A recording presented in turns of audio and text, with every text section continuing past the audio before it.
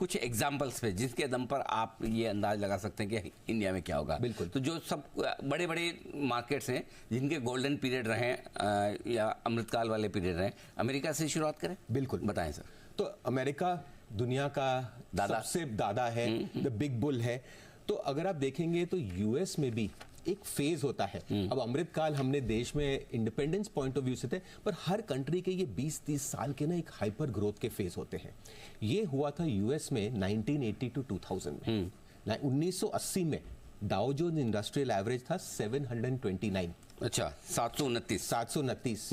और 2000 में ये हो गया 11,750। Okay, that is a gain of 1512%। और ये क्या है, ये छोटी इकोनॉमी नहीं थी, ये भी उस टाइम डेवलप्ड इकोनॉमी थी। तो कहते हैं कि the elephant can't dance but the elephant can also dance. और इसमें अगर आप देखेंगे तो एक डेवलप्ड इकोनॉमी में ये जो है, इसमें जो जीडीपी ग्रोथ रहा है 6.6। अब आपको 6.6 छोटा लगेगा कि हम 9.5 की बात करें, बट ये सोचिए कि यूएस एक डेवलप्ड इकोनॉमी है। ऑलरेडी डेवलप्ड इकोनॉमी पे आप 6.6% ग्रोथ लगाइए। और इसी फेज में अगर आप ये जो इंडेक्स का सीएजीआर निकालेंगे तो वो होता है 14.9।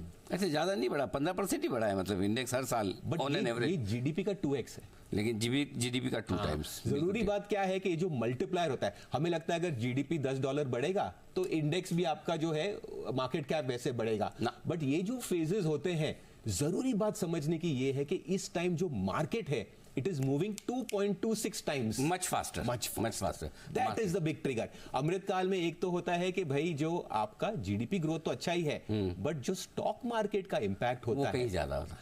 जैसे मॉर्निंग पे पी लगाते हैं स्टॉक्स में, तो ये मार्केट का कंट्री का पी है मोटा। कई बार लोगों को इसलिए लगता है कि अरे बहुत भाग गया, बहुत ये हो गया, बहुत हो गया। ये नहीं समझते कि देश की ग्रोथ जो है, मार्केट की ग्रोथ उससे कहीं ज्यादा होगी। अच्छा, ये तो आपने बात की, बट इसका I just want to one more thing Anil, कि इसके जो फैक्टर्स क्या थे, थोड़ा अपने को अंदर ज्यादा सोचना है कि इसमें फैक्टर्स क्या थे, क्योंकि इसके फैक्टर्स 4 थे।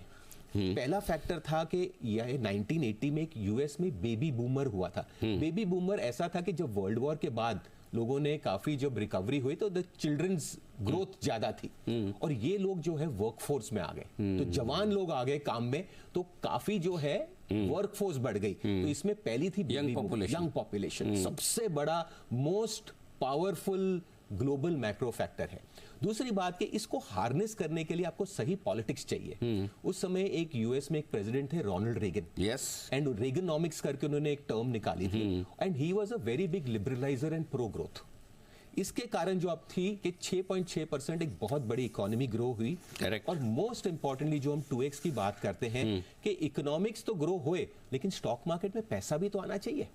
तो वहां पे एक कॉन्सेप्ट था 401k, यानी जैसे जो पेंशन होते हैं, उन्होंने 1978 में पेंशन्स को स्टॉक मार्केट में पैसा डालना शुरू किया। So what you have is demographics, politicians, results in GDP growth and flows of money so as to bring this 2.26% X growth. मुझे लगता है ये सारे मसाले हमारे पास भी हैं। आई कांट वेट फॉर, पहुंचेंगे। वही कारण है आपको ये बता रहे हैं। बिल्कुल, लेकिन